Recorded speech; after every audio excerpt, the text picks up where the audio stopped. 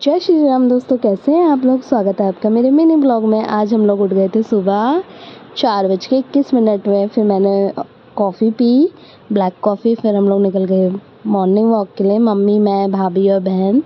फिर मैंने घर आके नहा धो के कर ली थी पूजा करने के बाद भाभी ने मुझे दी गर्मा गर्म ना चाय पीने के बाद मैं चले गई थी कूड़ा फेंकने, क्योंकि आज भैया आए थे लेट और मेरा नंबर लग गया था कूड़ा फेंकने का। फिर मैं और भाभी चले गए सीधे पार्लर।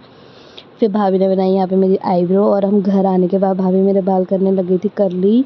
फिर हमने खाई गर्मा गर्मा मैगी। फिर हम तीन के तीन हो गए थे रेडी, क्योंकि आज दूसरे भैया के लड़के का नामकरण था। यहाँ पे चल रही थी पूजा पाठ और भौ आराम से सोया था। ये भौ का झूला है। फिर यहाँ पे चल रही थी आरती। फिर भौ फिर भी सोया था।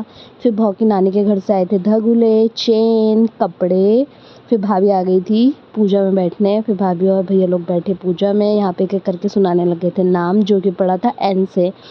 कोई नरेंद्र कह रहा था, कोई नितिन कह रहा था।